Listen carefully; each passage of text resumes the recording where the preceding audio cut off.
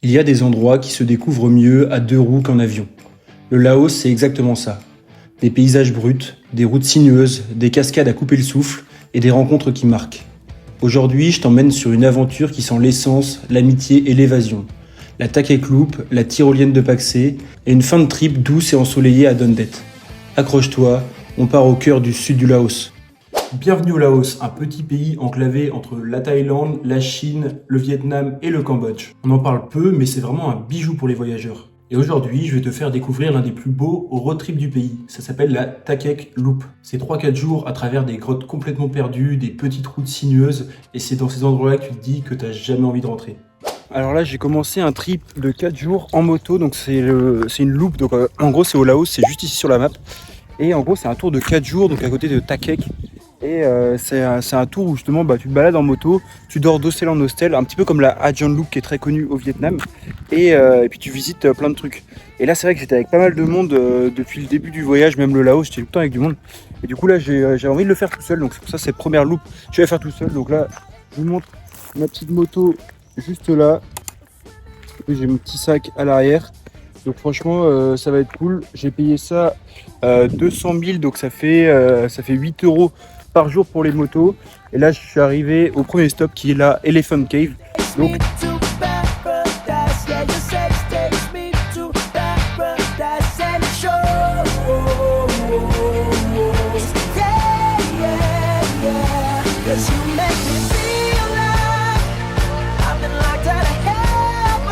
Donc voilà, dans l'idée, le chemin c'est ça, donc je pars de Takek et le but c'est de faire une loop comme ça. Donc là je ferai sûrement un premier stop à Nha Khai, continuer toute la journée du lendemain, aller jusqu'à Lac Sao et aller jusqu'ici à peu près ou jusqu'à Nahim et après revenir le lendemain jusqu'à Takek. Mais en gros ça fait une boucle de 4 jours qui passe dans un national park avec justement des belles waterfalls, des belles caves et normalement il devrait y avoir un lac aussi. Là nous voilà arrivés à Ta Phalang. Donc au final c'est un petit spot où il y a plein de petites maisonnettes en bois, le bord de la rivière, c'est hyper paisible. Et en gros tu peux te baigner dans la rivière, je vais vous montrer, c'est juste sublime et c'est hyper apaisant, c'est trop magnifique. Il y a juste un petit pont qui traverse la rivière, c'est hyper calme.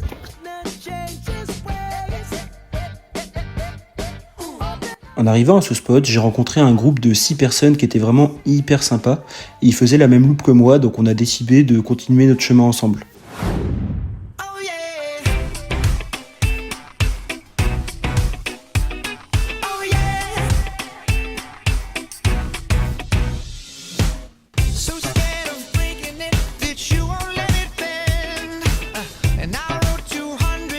Au final, je me suis retrouvé avec un petit groupe que j'ai rencontré sur la route. Et là, on a continué notre chemin. Donc là, tout à l'heure, on a été voir une autre cave, donc une autre grotte.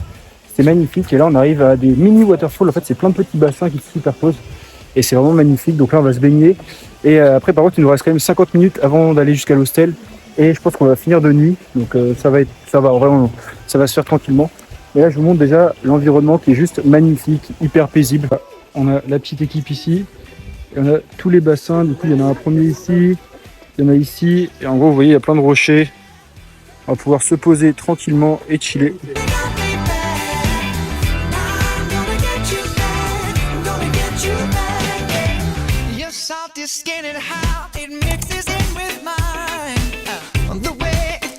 Du coup on est avec notre petite équipe, là j'ai une petite moto qui est juste là. On est parti pour 50 minutes, on est parti dans les curves, donc dans les virages. Là, on a le moine tout là-bas. Et en gros, c'est n'importe quoi, il y a des châteaux gonflables dans le temple, juste ici. Du coup, on s'est fait une petite session photo magnifique.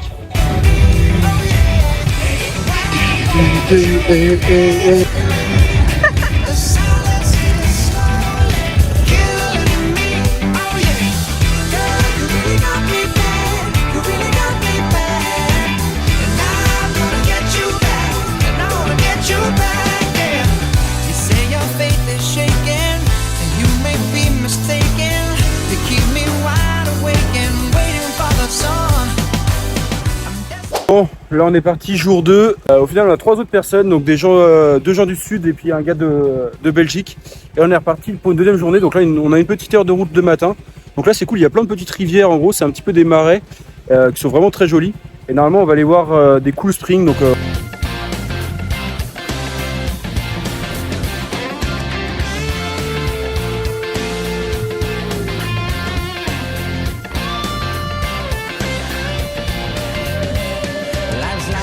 on se retrouve dans la campagne laotienne, mais c'est magnifique, regardez les paysages qu'on a derrière. On a même des gens qui travaillent forcément parce que c'est des rizières qu'on a juste derrière. Franchement c'est incroyable de se balader en scooter dans toutes ces rizières, on a des paysages de fou. La route elle est agréable donc on peut rider comme ça, c'est trop beau. On a tous notre petit scooter donc c'est trop agréable de se balader en équipe pour pouvoir faire ça. L'équipe, Dan le shooter professionnel et Maria la mannequin.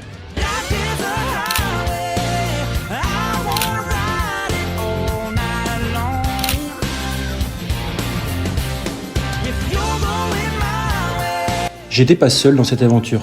On était 7 au total. Alex l'allemand, toujours partant. Josh l'irlandais qui a un rire communicatif. Maria la portugaise qui te met de bonne humeur à 7h du mat.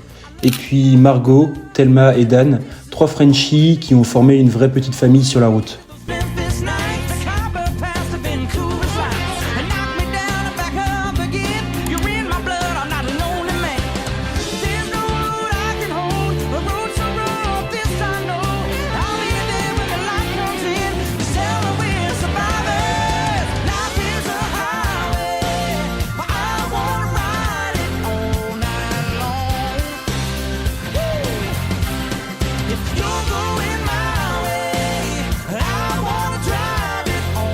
On continue notre trip et du coup on est à peu près là sur la map, donc on a bien avancé quand même ce matin, on a bien roulé, il n'y avait pas tant de choses que ça à voir.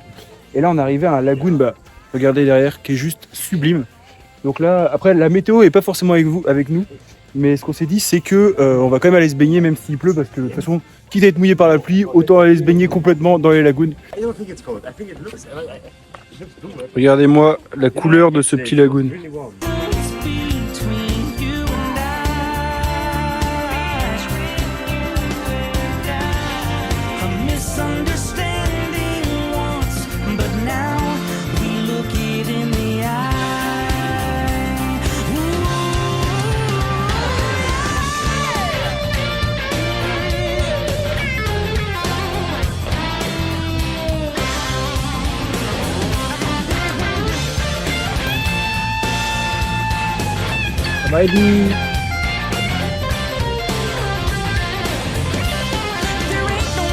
Après avoir été dans le petit lagoon, on a eu une petite péripétie.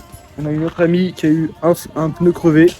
Et au final, c'était mignon parce qu'il y avait tout un groupe. En gros, là, on est vraiment dans un petit village qui est vraiment paumé. Et il y avait tout un groupe, il y avait des petites filles qui étaient juste devant nous. On leur remonte le problème en leur disant que il y a un pneu qui est crevé. On dit on va vous accompagner. Ils sont venus nous accompagner jusqu'au garage. Bon, le garage, c'est vraiment succinct, on va dire. Et là, il a réparé le pneu en 2 minutes. Donc, déjà, on a trouvé un garage en 2 secondes. Le mec, il a dit oui tout de suite.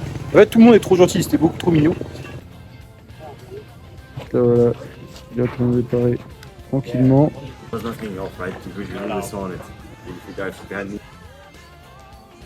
Donc là, on fait notre dernier ride, toujours avec le scooter. Et regardez, juste derrière, en fait, hop, il y a plein de fleuves comme ça. Et c'est magnifique, on roule, il y a beaucoup de nature, donc c'est vraiment très vert.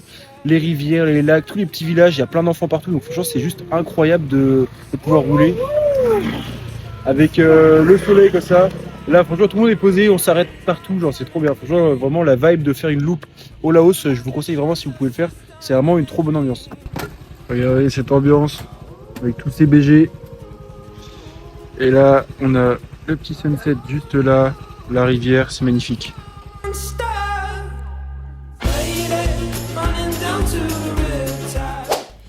Bon alors nous voilà partis pour la 3e journée et là on va voir le highlight du coup de la Takek Loop, donc c'est aller voir la cave Konglor.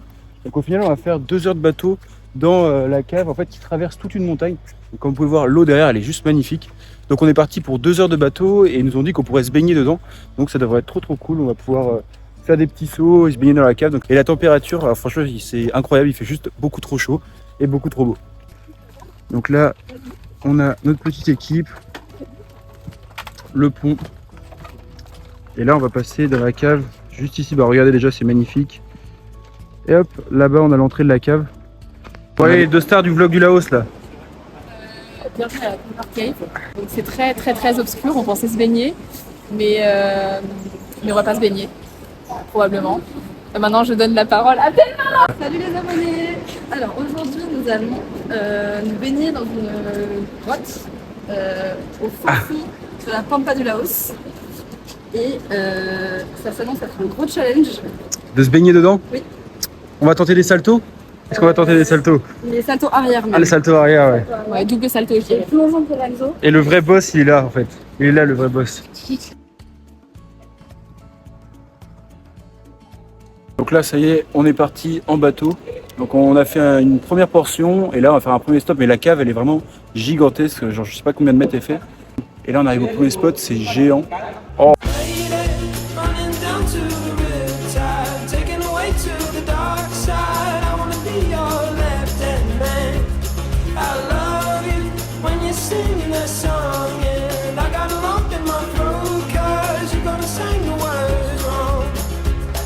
Bon, là on vient de sortir de la grotte. Franchement, on a dû rester, j'ai encore au moins 45 minutes à faire que de traverser la grotte. Elle était gigantesque. Bon, forcément, à l'image, on va rien voir parce que on pouvait éclairer, on avait chacun une petite lampe comme ça. Ça nous permettait d'éclairer les endroits qu'on voulait voir. Et franchement, elle était vraiment massive. En fait, on a clairement traversé toute une montagne. Là, on a notre ami Josh.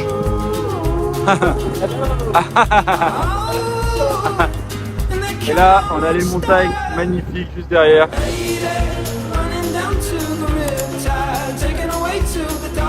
Bon, on s'est fait un petit repas du coup, coconut fried rice, la spéciale en Asie. Donc là, on va retraverser la grotte et après, on va repartir en scooter.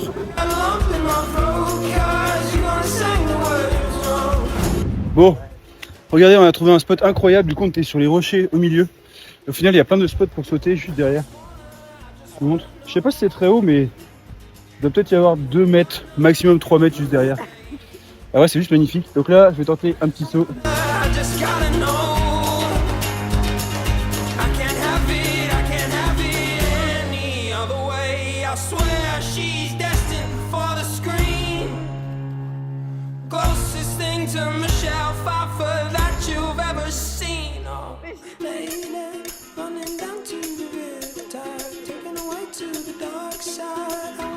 Ah j'ai peur. Oh my god. C'est un malade. Chaque jour, c'était un mix entre sensations, galère de scooter, fou rire et émerveillement. Il y a une liberté que tu ressens à rouler dans ces paysages, c'est presque thérapeutique. Et puis tous les soirs, on trouvait un petit coin pour boire une bière et parler de la vie. C'est ça le Laos. Bon, là c'est la fin de journée, on arrive encore sur des décors qui sont incroyables. Franchement, on dirait des décors d'Avatar. En plus, le sunset est juste magnifique. Et regardez derrière, juste à quel point c'est beau. Tili. Ouais, le Laos, c'est vraiment sous-coté comme pays parce que les paysages sont juste incroyables. En gros, on lisait les panneaux qu'il y avait juste à côté. Et ce qu'il y avait juste derrière, en gros, pourquoi c'est aussi haut, c'est parce qu'avant, il y avait tout un océan qui était là. En vrai, il s'est retiré et du coup, on a les roches qui restent juste derrière. Donc c'est juste sublime.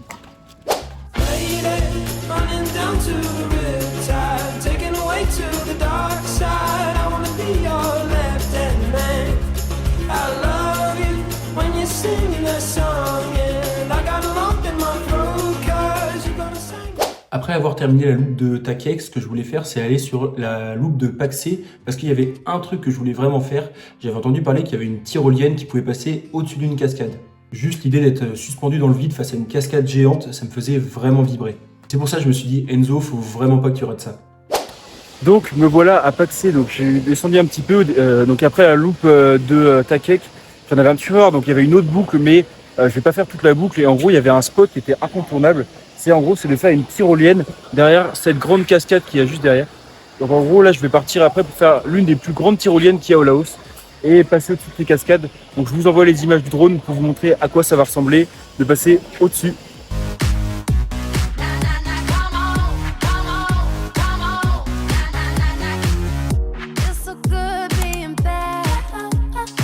Donc là en gros on part d'ici, tac tac tac tac tac. Et là il y a toute une zipline. Jusqu'à là-bas. T'as le cœur qui bat fort, t'entends la cascade rugir juste en dessous, et puis tu voles, littéralement. C'est le genre de moment où t'oublies tout, t'es juste là, vivant et libre.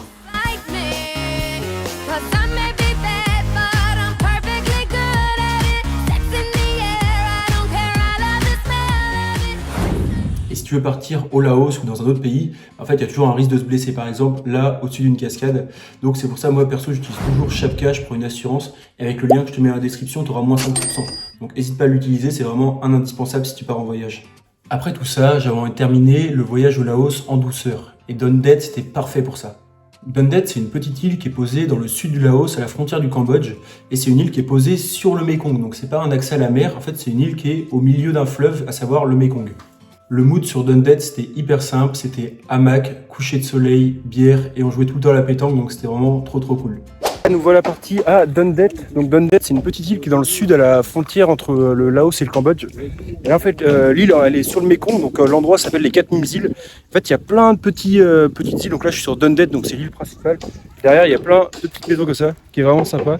Et là, je suis avec les deux petits poteaux qui sont juste là. C'est sur la toile. Petit gringos. Salut. Salut les amis. 42 ans, j'ai toutes mes dents, vous voulez voir? Et donc ça, c'est le Mékong. Avec le soleil quand même. Et au final, on peut faire des petites balades de vélo comme ici pour entre 5 et 10 km. Donc c'est vraiment sympa.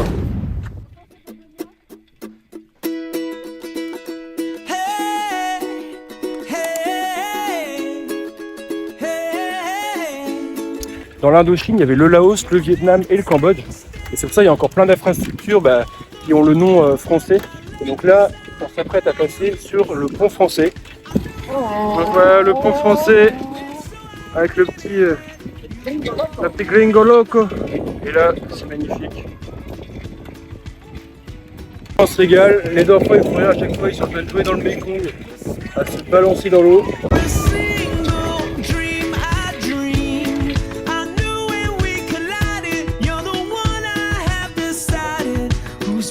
Ce qui est incroyable aussi au Laos, c'est que vraiment les vaches sont vraiment n'importe où. Je sais plus, il y a un soir on est rentré et on revenait du bar et là il y avait vraiment plein de vaches mais posées dans le bar, on aurait dit une vraie étable, donc c'était vraiment trop gaulerie. Donc là si j'en vois d'autres sur la route je vais vous montrer, mais il y en a vraiment partout.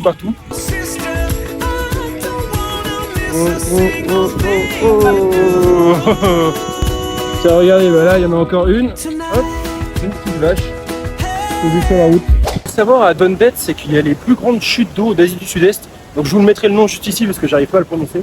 Mais en gros, tout ce qu'il y a derrière moi, c'est les plus grandes chutes d'eau d'Asie du Sud-Est. Donc si vous passez à Don Det, ça vaut le coup d'aller jeter un petit coup d'œil. C'est vraiment hyper intéressant.